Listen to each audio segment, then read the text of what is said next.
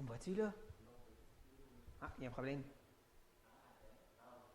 Là, tu m'as entendu? Tu vois-tu les petites lignes? Pas normal, ça. Ouais, je parle plus qu'une ligne. Là? Non? Là? C'est juste des petites lignes, il n'y a rien qui apparaît.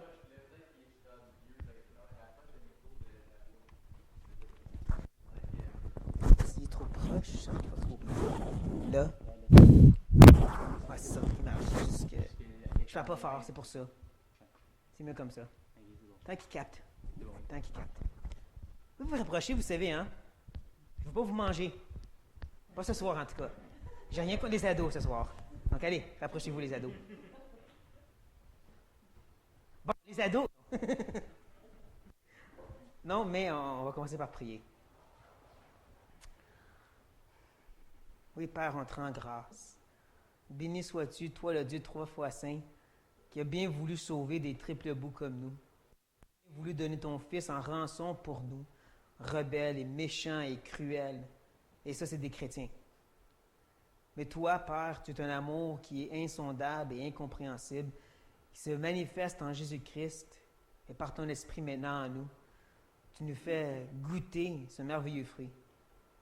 On est béni par-dessus béni. Et on te remercie. Parce que c'est vraiment par pure grâce que tu fais de telles choses. C'est vraiment parce que c'est qui tu es. Un Dieu parfaitement satisfait en lui-même qui se réjouit d'amener de la joie aux autres. Parfaitement. Pas d'une façon comme nous qui est toujours une partie d'égoïsme. Toi, tu es un Dieu qui ne reçoit rien, mais qui donne et qui donne et qui donne une source intarissable. Ça finit jamais. Une profondeur sans fin d'amour et de grâce et de bonté. Et devant ça, on peut juste se prosterner et dire « Indignes, nous sommes indignes d'un tel amour, d'une telle bénédiction. » Et en plus, tu nous donnes ta parole par laquelle on peut te connaître. Et ce soir, on arrive à un de ces textes qui n'est pas nécessairement très intéressant en soi, qui n'est pas applicable à nos vies, plus ou moins, qui est un peu même négatif. Mais toute ta parole est inspirée. Tout ce que tu as écrit a un but, une raison. Et là, on va chercher à creuser, à comprendre la raison. On ne va pas juste chercher de l'application. On veut comprendre les raisonnements qui sont dans la tête de Paul, parce que ce qu'il écrivait, c'est les raisonnements qui étaient dans la tête de Dieu. Donc, je te demande, Père, par ton esprit, nous permettre de se promener dans ta tête ce soir. Permettre à mes frères et à mes sœurs de rester intéressés, concentrés et réceptifs à cette petite promenade d'études expositoires. Je sais que ça semble des fois académique, ça semble des fois juste de l'information, mais c'est un Dieu de qui tu es. Tu es un Dieu d'information, tu es un Dieu qui s'explique, qui enseigne. Jésus a enseigné autant qu'il a guéri et qu'il a nourri les gens. Et même des enseignements qui sont excessivement difficiles, des fois, des paraboles que je n'ai toujours pas compris moi-même. Mais donc, on veut que tu viennes nous enseigner ici ce soir. On veut que tu viennes nous partager des choses qu'on n'a peut-être pas compris ou considérées de ce texte. On veut surtout que tu nous aides à prendre au sérieux ce qui est dit par l'apôtre Paul aux Corinthiens, comme si ce serait Dieu qui parle à l'Église baptiste des Basses-Laurentides. Viens parler à nos cœurs. Viens nous instruire. Viens nous aider à prendre au sérieux et à avoir un certain discernement dans certaines choses, Père. Viens nous aider à humblement recevoir ta parole. Amen. Tournez bien sûr dans 2 Corinthiens, chapitre 11. On continue d'acheminer tranquillement dans le chapitre 11 et en réalité, on arrive à la dernière grande section du chapitre. Elle commence au verset 16, puis elle termine le chapitre 11. Même que finalement, Paul va se décider de se glorifier. C'est quelque chose qu'il dit qu'il allait faire depuis le début, et là, il va le faire. Il va sortir son CV. Mais puisque c'est tellement une grosse bouchée, bien sûr, je vais couper un petit morceau qu'on peut se délecter tranquillement à travers le texte. Nous, on va commencer avec l'introduction. Je l'appelle comme ça parce que Paul va comme introduire l'été. Maintenant, je vais me glorifier. Ça, c'est les versets 16 à 20. Là, qui dit 16 à 21, moi, je garde 21 pour la prochaine fois. 16 à 20, Paul va justement leur montrer en mettant un personnage, en se déguisant dans la comédie. Le déguisement, bien sûr, c'est un super apôtre. Il va se déguiser en super apôtre puis dire, je vais faire comme eux, si vous me permettez. Et bien sûr, en faisant ça, il va carrément se moquer d'eux. C'est un texte qui transpire le sarcasme d'une façon vraiment évidente. Même si tu n'es pas un expert dans quoi que ce soit, tu lis ça puis tu dis, bon, Paul se moque des gens. Il se moque des super apôtres, il se moque des Corinthiens. Il essaie de leur faire comprendre, non seulement c'est insensé de se glorifier selon la chair, mais en plus c'est fou d'écouter des gens qui font ça. Comme on va voir en lisant les versets 16 à 20. Je le répète, que personne ne me regarde comme un insensé. Sinon, recevez-moi comme un insensé, afin que moi aussi je me glorifie un peu. Ce que je dis, avec l'assurance d'avoir sujet de me glorifier, je ne le dis pas selon le Seigneur, mais comme par folie. Puisqu'il y en a plusieurs qui se glorifient selon la chair, je me glorifierai aussi. Car vous supportez volontiers les insensés, vous qui êtes sages. Si quelqu'un vous dévore, si quelqu'un s'empare de vous, si quelqu'un est arrogant, si quelqu'un vous frappe au visage, vous le supportez. Donc, Paul, il va continuer. Puis on sait que c'est le cas parce qu'il dit au verset 16, je le répète. Mais répète quoi?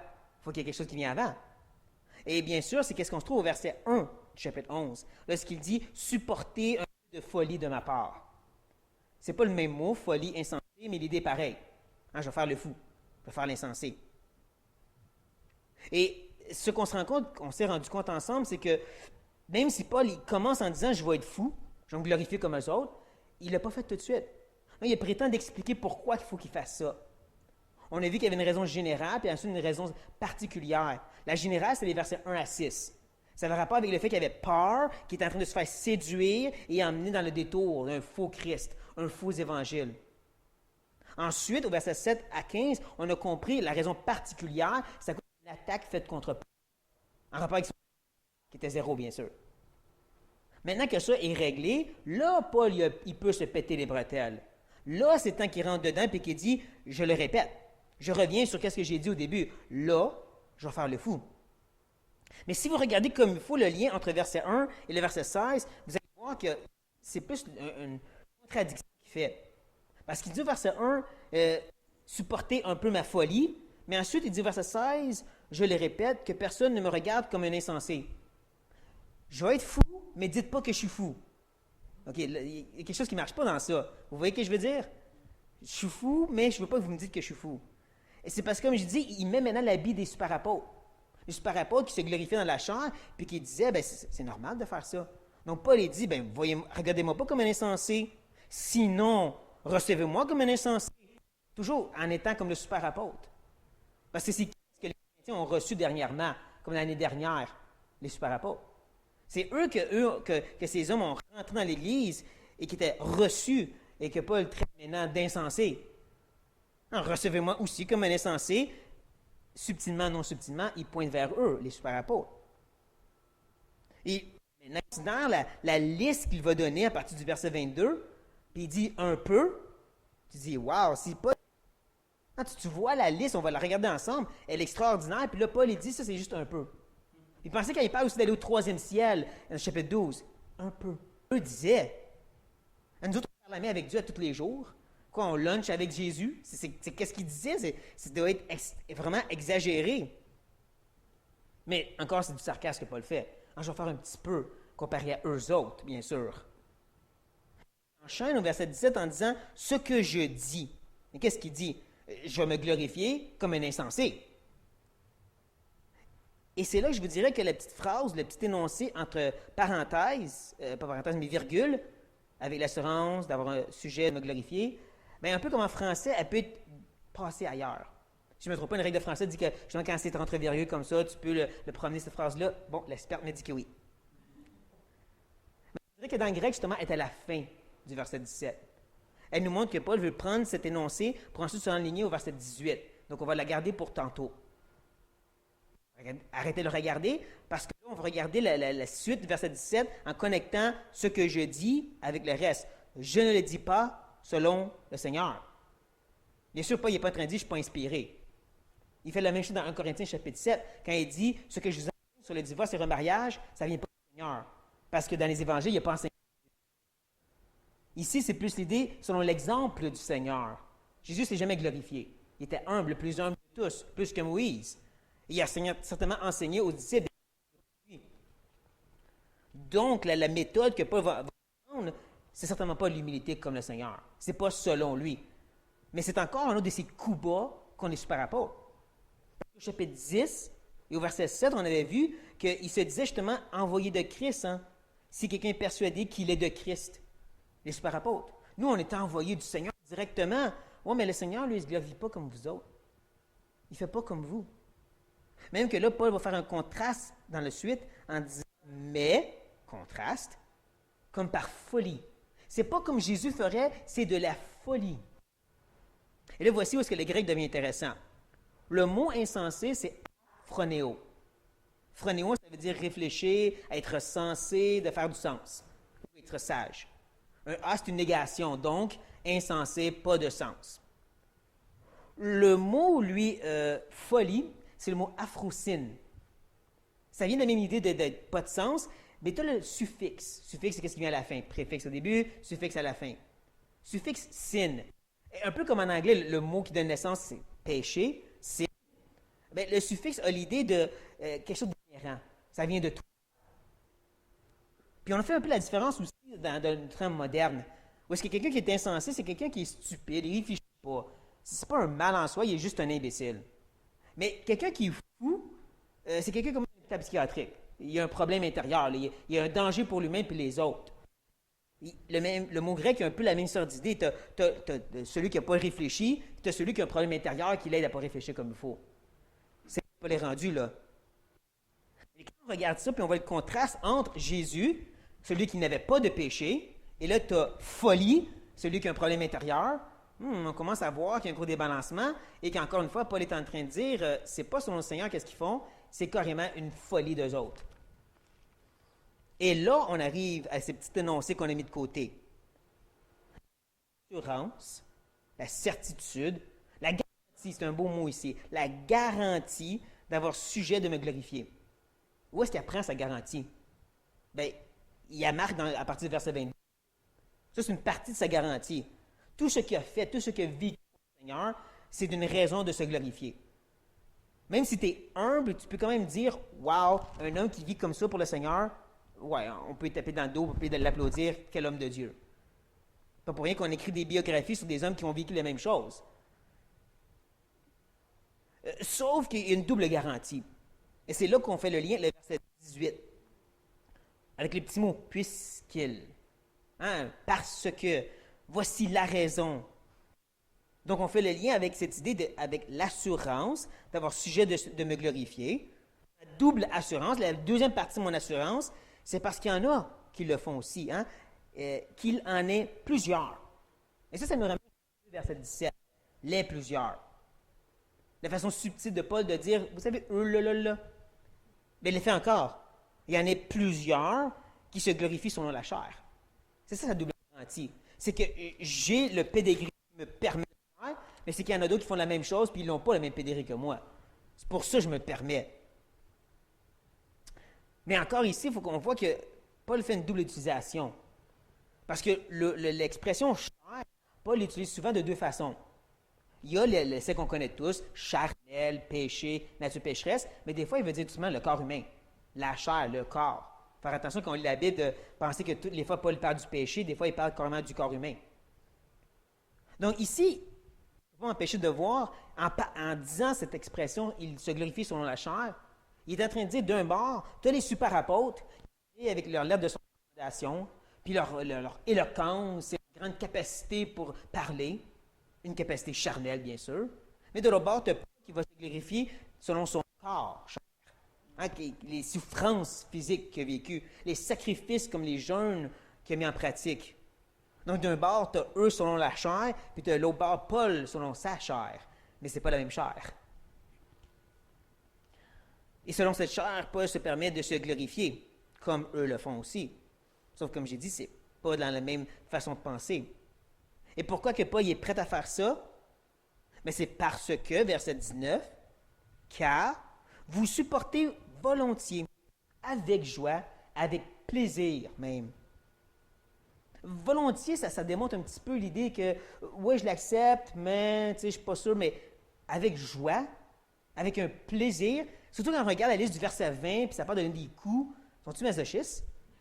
Non, ils sont vraiment maltraités. Le verset 20, il le montre clairement. Mais il le faisait avec joie. Il supportait volontiers ces insensés. Et là, Paul leur dit justement, vous qui êtes sages. Je vous dirais qu'il y a un jeu de mots ici entre insensé et sage, aphronéo et phronéo, qu'on pourrait peut-être traduire de cette façon, car vous supportez avec joie les insensés, vous qui êtes remplis de sens. Hein? Insensé, sens. Ce serait la façon de faire le jeu de mots en français. Mais vous comprenez que le dernier énoncé, c'est du sarcasme à la planche. Planche de plywood, planche de gyproc, peu importe, c'est à la planche. Une petite joke à l'André. Mais c'est quand même clair que Paul, ici, il ne fait pas juste transpirer des petites linges de sueur, c'est des seaux d'eau de sueur qui transpirent de sarcasme ici. C'est tellement évident, comme j'ai dit, que n'importe qui ici l'a vu, il se moque d'eux autres. Juste à cas vous ne l'avez pas vu, on va aller voir dans 1 Corinthiens ensemble. Ça ne commence pas ici, pour être honnête. Chapitre 4 de 1 Corinthiens. Chapitre 4. Parce que je dirais qu'un des problèmes des Corinthiens, et il y en avait plusieurs, mais un des problèmes des Corinthiens l'année passée, c'est justement cette attitude d'orgueil dans leur grande connaissance. Ils avaient été formés par Paul. Ils avaient étudié. Il y avait même des dons incroyables comme la connaissance, de sagesse, puis même de prophétie. Hey, Dieu leur donnait la parole avant même qu'elle soit écrite. Hein? Là, voici ce que Paul leur dit à partir du verset 8.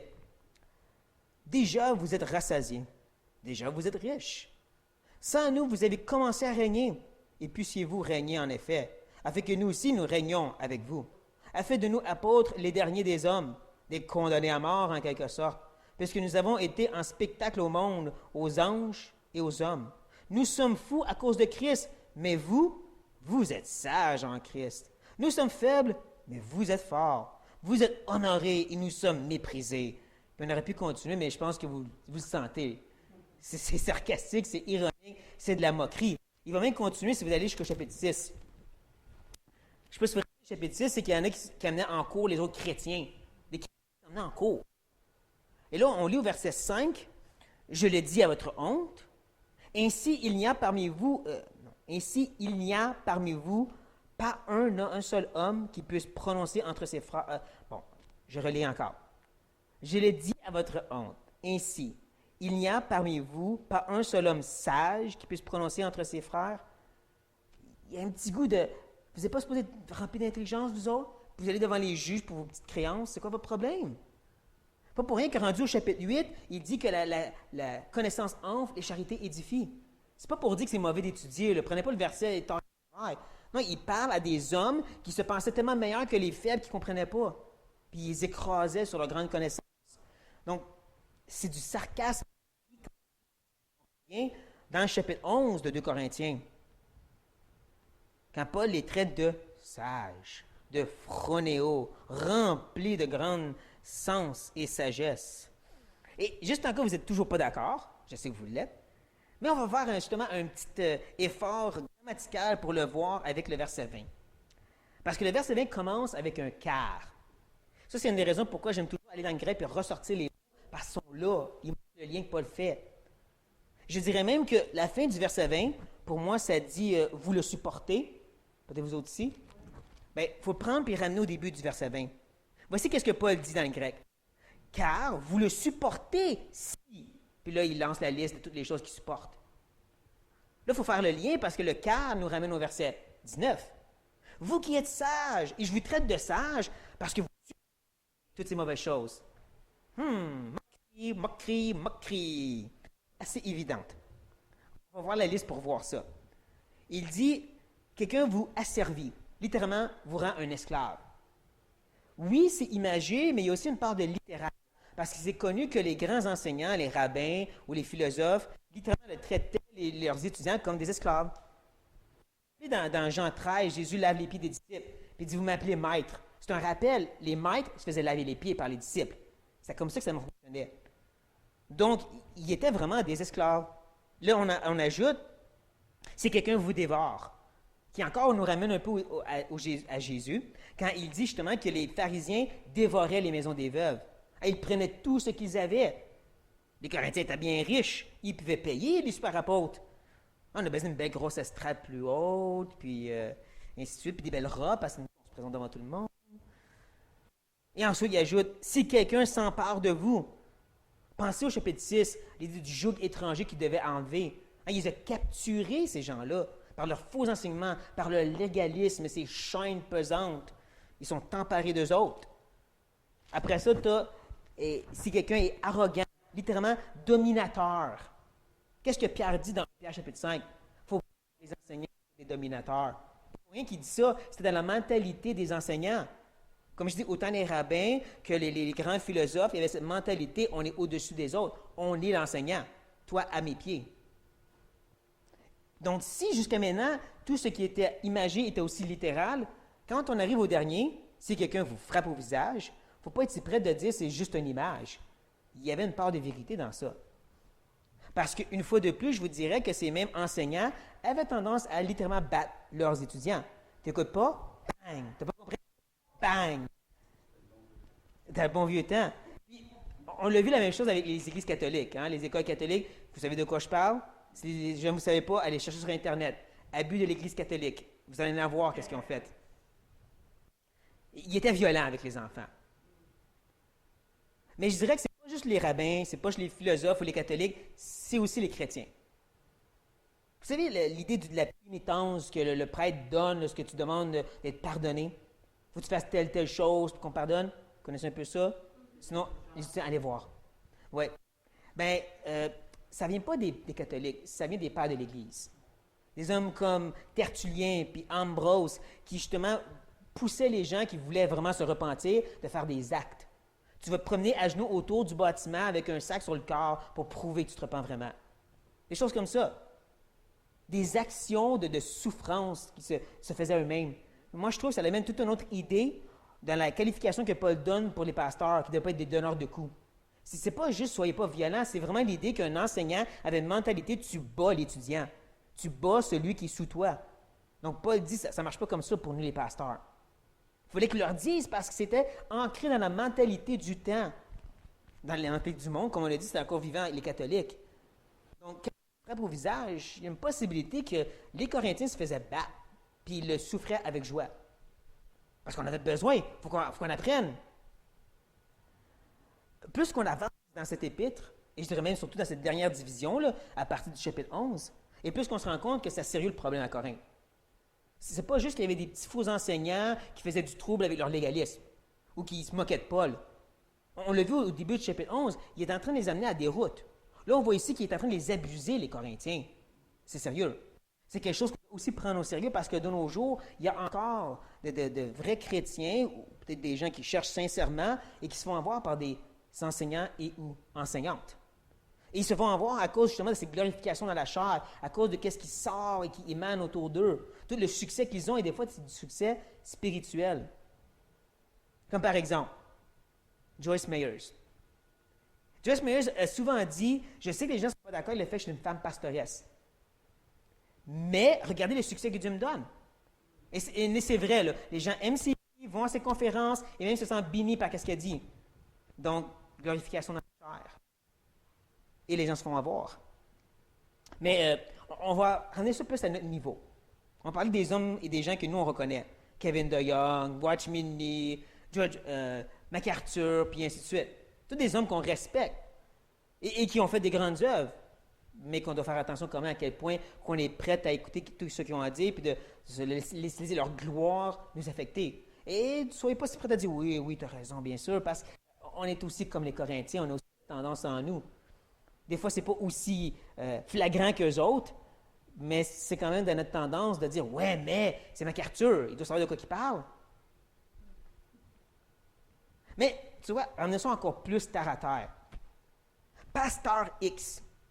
Pasteur X a fait beaucoup d'œuvres pour le Seigneur pendant 10 ans. Il a sauvé plein d'âmes, il a œuvré auprès des enfants, mais il y a des choses qui disent que ça ne fait pas de sens. Non, mais vraiment, là, pas de sens biblique. Là. Il y a des choses qui disent, là, je m'excuse, la Bible ne dit pas ça. Oui, mais Un homme de Dieu. Pasteur Y. Pasteur Y, lui, il a établi plein d'églises. Il a réveillé, brassé un peu les chrétiens à travers les siècles. Décennies. Oups. Oups. Oui, c'est ça. Ouais, les décennies, oui, c'est ça, dans le temps de Noé. Mais il est colérique. Il est carrément violent, là. Il lance des choses, il engueule les gens. Oui, mais c'est un homme de Dieu. C'est ça que je veux dire. Et je vais vous donner un exemple encore plus palpable. Parce que je viens de Québec et on a discuté du pasteur Guillaume. Vous connaissez un peu l'histoire du pasteur Guillaume? Oui. Les jeunes aussi? Vous pouvez réagir, oui, non. OK, c'est simple. Il battait les enfants. Il torturait des enfants. Il était un pasteur qui a torturé des enfants. Ouais. Oui, le père. C'est ça, j'ai sûr qu'on se comprenne ici, là. Oui, oui. Et avant qu'il était pasteur Guillaume, il était directeur d'école Guillaume. Lui qui a fait la même chose. On rouspétait. On dit à l'Alliance chrétienne, à l'Association chrétienne, « Hey, qu'est-ce qu'il fait, c'est pas correct. » Et qu'est-ce qu'ils sont fait dire? C'est un homme de Dieu. C'est vous autres qui avez le problème. C'est ça que je veux dire. C'est quand même dans nos tendances, dans nos milieux, à nous aussi. Il ne faut pas être si prêt à dire, « Oh, mais ça, c'est pas nous. » Non, ça peut être nous. Et là, je ne suis pas en train de dire qu'il faut watcher Benoît comme il faut. Lui, là, faut pas être prêt à l'écouter, lui. Pas du tout, pas du tout. Mais ça veut dire qu'il faut trouver un juste milieu. Parce que d'un bord, tu as les pastor bashers qui vont juste faire mal des pasteurs, puis de l'autre bord, les pastor lovers qui sont juste comme hommes de Dieu. Il faut trouver un milieu. Là, avant qu'on dise, ouais, mais c'est un livre peut-être un peu plus loin que le texte le permet. C'est de tordre un peu l'Écriture, Martin, parce que le cas ici, c'est extrême. Puis nous, on n'est pas là. Mais exactement, on n'est pas là, mais eux, c'est pas arrivé du jour au lendemain. Hein? C'est pas comme si les super apôtres sont rentrés avec des verges puis commençaient à bûcher sur les Corinthiens, puis on dit, oui, on en avait plus. Ils sont rentrés en se glorifiant. Ils sont rentrés avec leur élégance. Puis les gens sont comme, waouh! Là, tranquillement, ils ont dit, payez-nous plus. Tranquillement, ils ont commencé à dominer sur eux autres. Tranquillement, ils ont sorti la verge, puis ils ont dit, ben là, on le mérite. C'est ça. C'est comme la fameuse grenouille dans l'eau chaude. Hein? Plus tu montes l'eau, plus elle se fait bouillir, puis elle ne s'en rend pas compte. Ça peut arriver à nous. Je vais vous donner un petit exemple historique. L'histoire chrétienne est très importante. Martin Luther. Là, il n'y a aucune façon de le nier. C'est un grand homme de Dieu. Il a fait des choses extraordinaires pour le Seigneur. Okay? Je veux qu'on se comprenne sur ça. Là. Habituellement, on date la réforme à partir du temps que lui a mis les 95 thèses sur la porte de l'église de Gutenberg. Même si avant lui, il y a eu des Tyndale, des Wycliffe, des grandes choses, ça commence avec lui.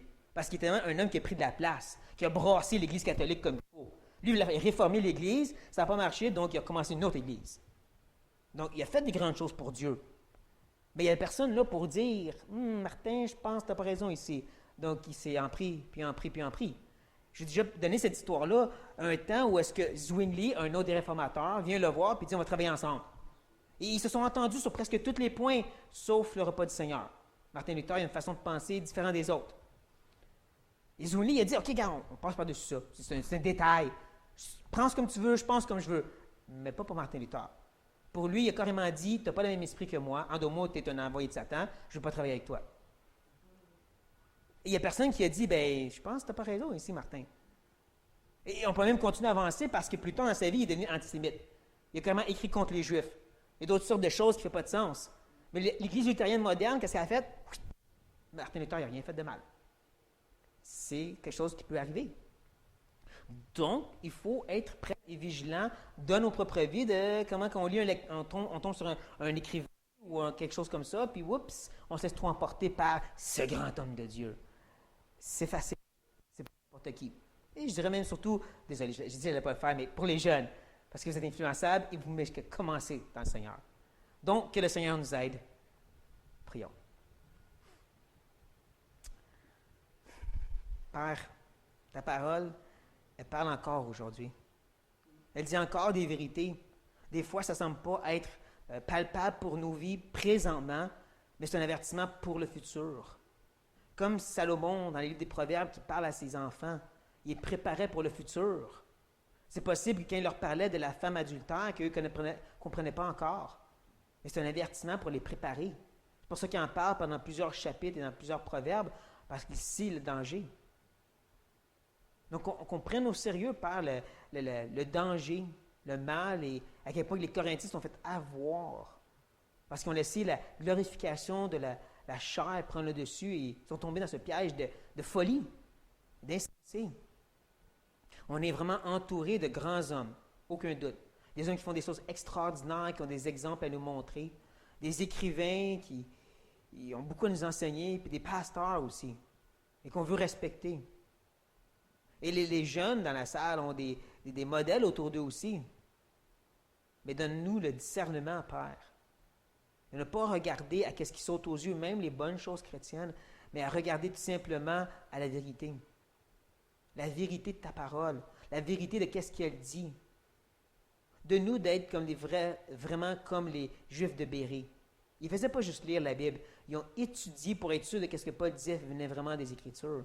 Ce n'est pas juste de suivre dans la Bible pendant que le pasteur y enseigne, c'est de se questionner sur qu'est-ce qu'il dit face à qu'est-ce qui est écrit. Puis d'avoir le droit de ne pas être d'accord. De nous ce discernement de non pas être prêt à faire la guerre en toutes choses, mais de au moins se questionner. Parce que c'est rapide comment les gens peuvent s'emporter. Puis c'est pas tous des envoyés de Satan. C'est pas tous des faux prophètes. Il y en a qui c'est des vrais hommes de Dieu qui ont un cœur pour toi, mais qu'il n'y a personne pour les reprendre. Il n'y a personne pour, comme Paul avec Pierre, leur dire qu'ils pêchent. Parce que c'est des grands hommes de Dieu. Puis on se laisse avoir par ça. Humilie-nous, Père. Et instruis-nous et donne-nous ce discernement à prendre au sérieux. Parce que plus qu'on avance dans cette épître, plus qu'on voit qu'il y a des idées qui reviennent. Et des thèmes qui reviennent comme ça. D'avoir un bon discernement, autant qu'elle est prête à se sacrifier pour notre ministère. C'est les mêmes idées qui reviennent dans les écrits de Paul, dans les 2 Corinthiens. Donc, espérément, c'est en train de rentrer dans notre tête dure, au cœur de Pierre, puis c'est en train d'avoir un impact sur comment on s'approche des études qu'on écoute, les livres qu'on lit, puis la jeunesse aussi. Viens à notre aide, oh Dieu, parce que sinon, on va tout oublier qu'est-ce qui a été dit maintenant. Amen.